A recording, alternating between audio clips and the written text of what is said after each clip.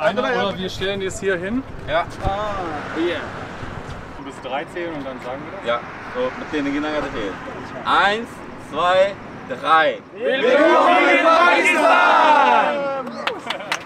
So fing unsere Reise in den Norden von Pakistan an. Wir trafen zufällig Ali und seine Freunde. Er lebt seit 5 Jahren in Deutschland und ist jetzt auch für den Sommerurlaub nach Pakistan gekommen. Eine coole Begegnung und ohne uns mit Snacks und Getränken für die Fahrt zuzuschütten, wollten sie uns auch nicht weiterfahren lassen. Unser Ziel war es, das Karakorum-Gebirge zu erkunden, in das Hunza-Tal, zum Nanga Parbat Basecamp wandern, vielleicht den zweithöchsten Berg der Welt, den K2 sehen, in eine Wüste, den Kunjara-Pass bis zur chinesischen Grenze fahren und vieles mehr. Bis zu all diesen Orten mussten wir aber erstmal einige hunderte Kilometer nach Norden fahren, durch tropisch grüne Landschaft, früh aufstehen, um den Verkehr in den kleinen Städten auf dem Weg zu meiden, immer den Indusfluss aufwärts, bis die Landschaft immer rauer und trockener wurde. Die Straße war sehr viel besser als erwartet, nur manchmal gab es holprige Abschnitte. Trotzdem braucht man einfach mehrere Tage, um bis in die Region um Gilgit zu kommen, weshalb wir auf dem Weg zweimal an Orten wie diesen übernachteten. Inzwischen ist es der 3. Tag, an dem wir unterwegs sind. Wir sind jetzt auch schon ganz schön weit in die Berge und es hat sich echt krass geändert von gefühlt so, wir sind im Regenwald irgendwo in Südamerika zu wieder sehr steinige Wüste, so wie wir das auch schon in Ladakh hatten. Und jetzt, 2 Tage später, haben wir jetzt hier unsere Freunde wieder getroffen. Das ist richtig lustig, also die sind auch nicht so schnell, wir sind ja immer sehr langsam.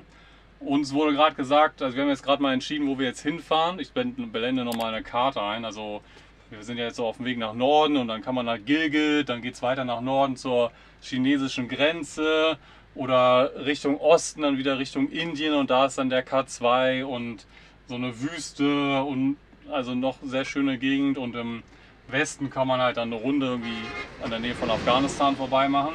Und wir haben uns erstmal entschieden, dass wir erstmal nach Osten fahren, weil da ist das meiste, was wir sehen wollen, dann können wir das erstmal alles abhaken und dort erstmal ein bisschen entspannen. Aber wegen Erdrutschen soll ja die Straße gesperrt sein. Jetzt haben die gerade nochmal gefragt und vielleicht ist es doch offen, aber es regnet wohl sehr viel. Aber wir wollen eh noch nicht so weit fahren und gucken mal, wie weit wir kommen. Voll witzig, jetzt fahren wir die ganze Zeit wieder am Indus entlang und den haben wir auch schon in Ladakh gesehen und da war der ja auch. Das heißt, wir waren einfach echt da drüben so und jetzt sind wir, also wir wären ja gerne einfach so durch die Berge gefahren, aber mussten diesen riesen Umweg fahren und es ist voll verrückt, dass wir jetzt wieder hier sind.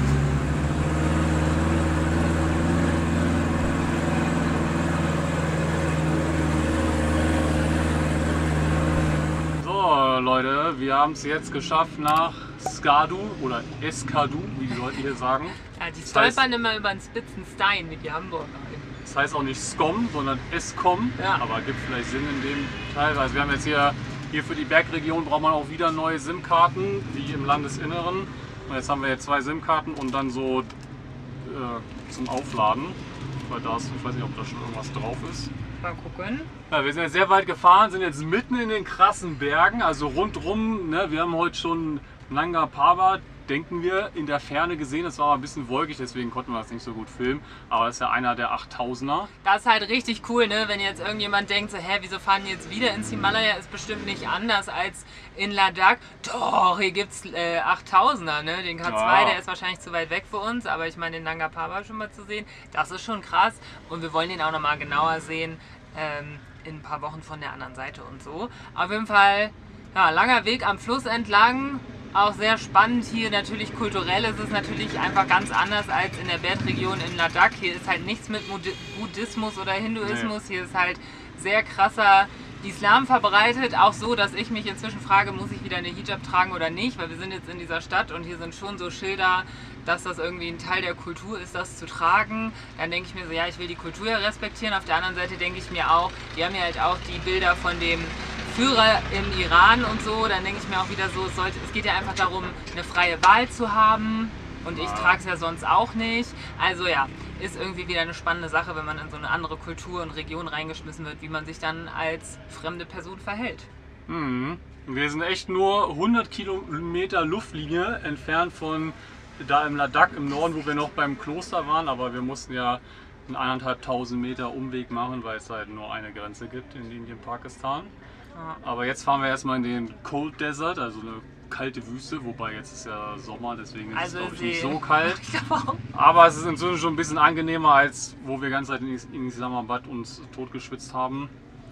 Und deswegen können wir jetzt ein bisschen nach 4 Tagen Autofahren ein bisschen entspannen. Ja, wir müssen noch Gemüse kaufen schnell und dann hoffen wir, dass wir einen schönen Wildcampplatz finden und da erstmal wieder ein paar Tage runterkommen und bleiben können. Naja, und hoffentlich gibt es nicht zu viele Fliegen. Hier gibt es immer überall so viele Ja, das Fliegen. war krass. Tja, na gut.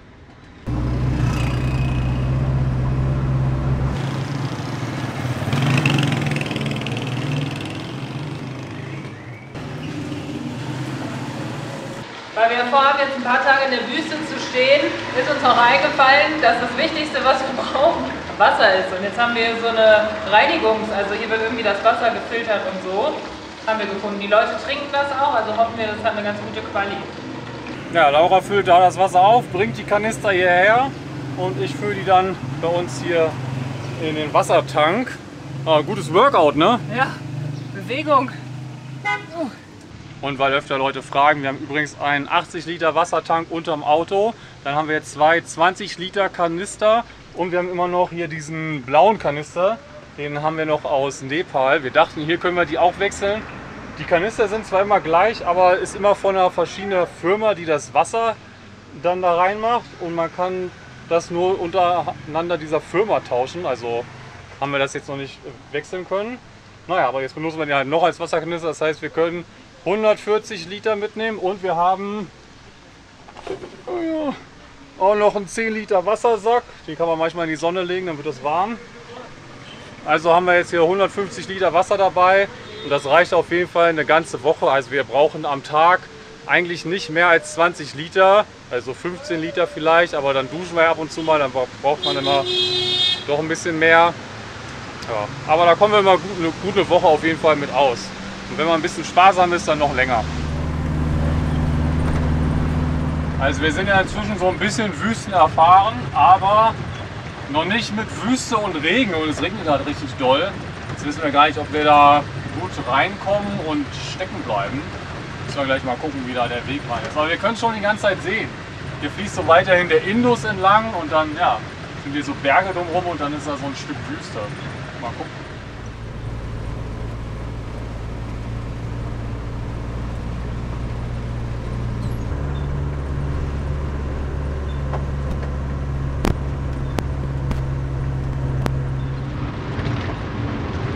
Also es ist gar nicht so super sandig, sondern auch ein bisschen steinig und alles noch recht fest. Also wir kommen hier ganz gut vorwärts. Natürlich ein bisschen holprig, aber so ist das immer.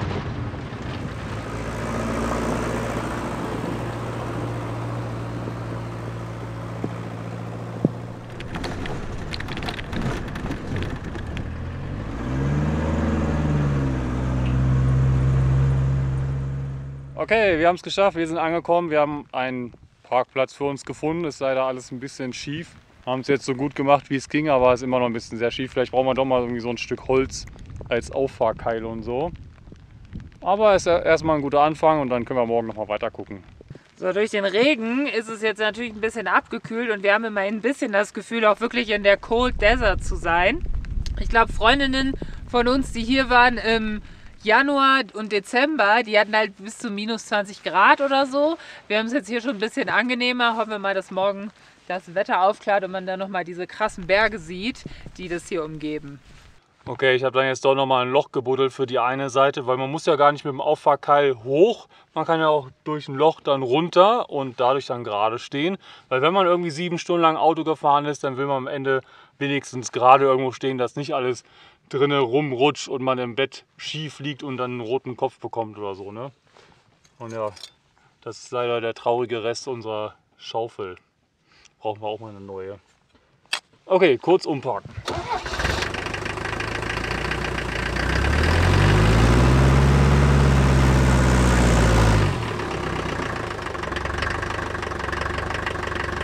Okay, ist auf jeden Fall jetzt besser drin. Der Regen hat auch aufgehört. Auf jeden Fall eine richtig coole, krasse Landschaft, wo wir hier sind. Mal sehen, wenn dann die Wolken weg sind, dann sehen wir vielleicht noch so Berge mit krassem Schnee oben drauf. Müssen wir mal gucken, welche hohen Berge wir von hier sehen können. Der K2 ist leider noch ein Stück weit weg.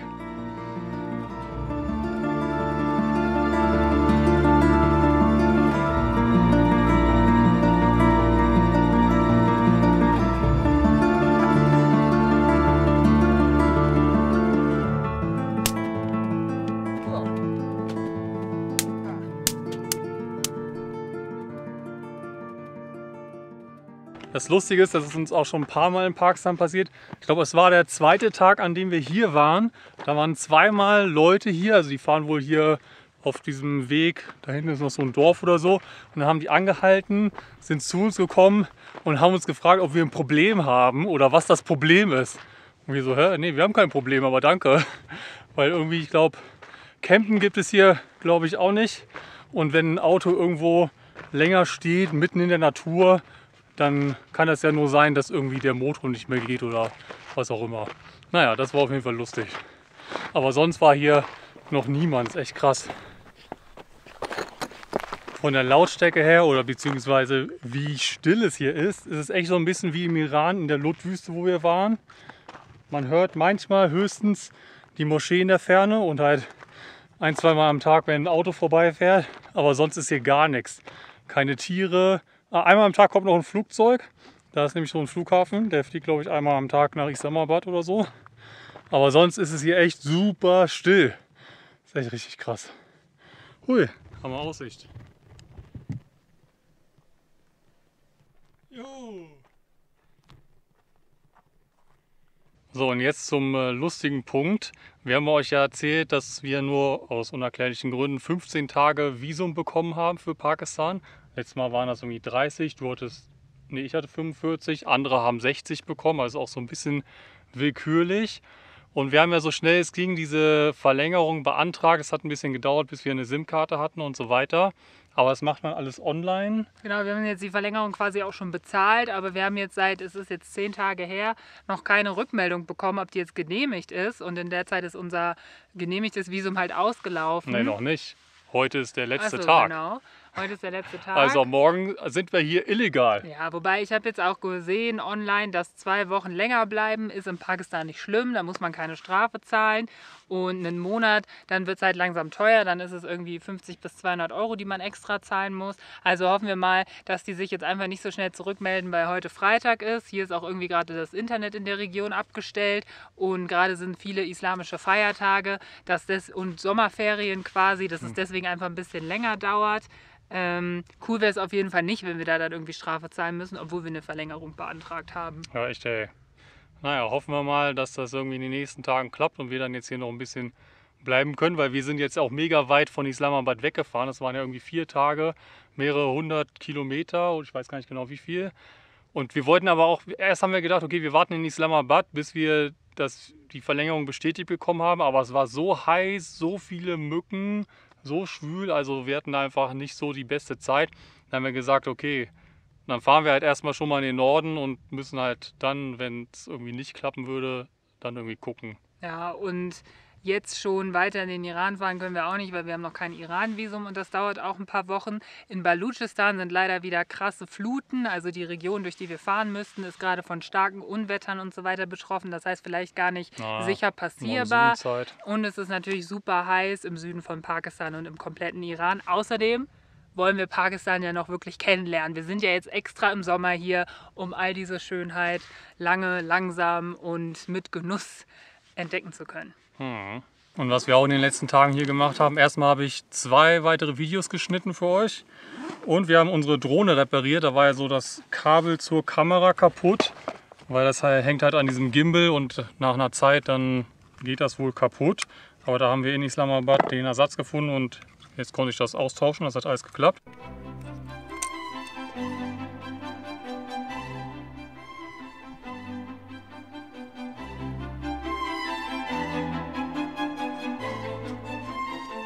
Und das war übrigens kaputt. Ein Stück vom Kabel ist abgerissen, was die Kamera mit dem Rest der Drohne verbindet. Also gucken wir mal, ob sie jetzt weiterhin gut fliegt. Im Nubra-Tal in Nordindien haben wir euch ja erzählt, dass das der einzige Ort der Welt ist, wo es Sanddünen, hohe Berge und einen Fluss und deswegen so ein bisschen Grün gibt. Tja, das gibt's hier auch. Da haben wir wohl den Locals vertraut, die hier wahrscheinlich auch noch nicht gewesen sind. Aber so einmalig ist das Nubra-Tal dann gar nicht, weil hier sieht es ungefähr genauso aus, nur mit deutlich weniger anderen Touris.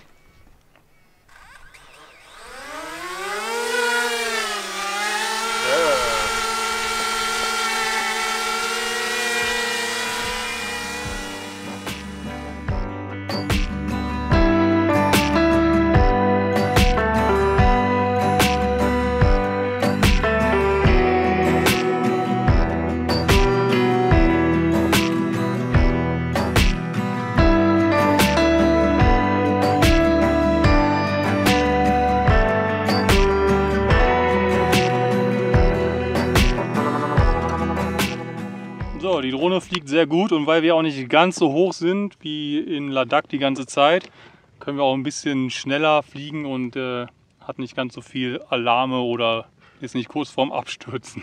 Das ist immer gut. Und manche von euch denken sich jetzt wahrscheinlich so, ja, warum sind die denn jetzt hier? Das sieht halt so ähnlich aus wie im Nubra-Tal. Und generell gibt es ja viele Orte auf der Welt, die sich sehr ähnlich sind, weil ab einer bestimmten Höhe die Berge halt ähnlich sind oder, weiß ich nicht, Wälder ähnlich aussehen und so weiter. Aber was halt so eine Reise auch ausmacht, ist natürlich voll die Kultur. Das heißt, das Gefühl hier zu sein, ist ein ganz anderes als im Himalaya in Ladakh, weil hier gibt es überhaupt keinen tibetischen Buddhismus. Und die Leute sind sehr islamisch und ja, deswegen ist das Gefühl und die ganze Stimmung hier eine ganz andere, weil die Sprache anders ist, die komplette Kultur, die Religion und ja, kann man halt nicht vergleichen.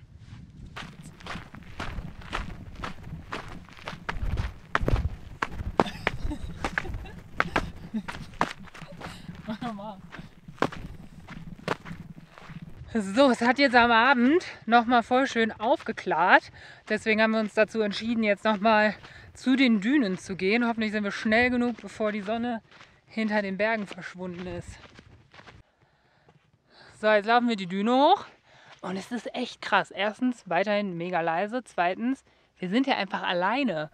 Und so viele Leute, die ja halt auch hingefahren sind, Vanlifer und Overlander und so weiter, die haben alle von der Cold Desert erzählt oder die meisten. Also es ist schon ein bekannter Ort und wir sind weiterhin positiv davon schockiert, dass wir halt hier so ganz alleine sind. Wir haben aber auch gehört, dass das Hunza-Tal, da wollen wir auch noch hin, ein bisschen touristischer sein soll als das Skadu-Tal oder die Skadu-Region, wo wir jetzt halt sind. Aber faszinierend, weil vor allem so zum Sonnenuntergang oder so ist es ja eigentlich echt so, dass oft viele Leute zu irgendwelchen Hotspots kommen. Aber vielleicht, oder der Ort ist halt vor allem, weil er eine Cold Desert ist, im Winter irgendwie beliebt. Aber dann fahren ja auch nicht so viele Leute hin. Also, naja, wir finden es auf jeden Fall cool. Und laufen jetzt mal diese Düne hoch. Hammer. Wow. Und diese Berge sind krass. Schon schön.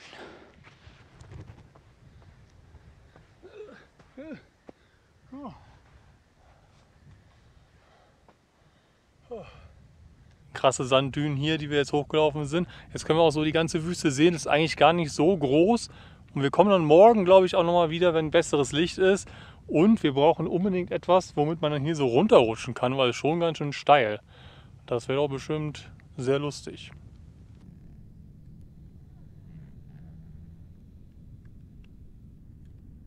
So, wir haben es zurück zum Van geschafft. Es war echt ein schöner Abendspaziergang. Muss man einfach öfter machen. Abends nochmal nach dem Abendessen eine Runde spazieren gehen. Jetzt spielen wir noch eine Runde Schach und lassen so den Abend ausklingen und zeigen euch dann morgen die Dünen hoffentlich im strahlenden Sonnenschein. Assalamu alaikum, das heißt, glaube ich, auch sowas wie auf Wiedersehen und wird generell die ganze Zeit benutzt. Und in der nächsten Folge geht es damit weiter. Wir sind jetzt, keine Ahnung, halb illegal in Pakistan. Jetzt steigen wir wieder in irgendein fremdes Auto ein. Diesmal mit orangem Geschmack. Sehr viel Hühnchen, hier ist alles mit Hühnchen. Hühnchen oder Ziege. Das und mehr, aber nächste Woche. Danke fürs Zuschauen. Assalamu alaikum.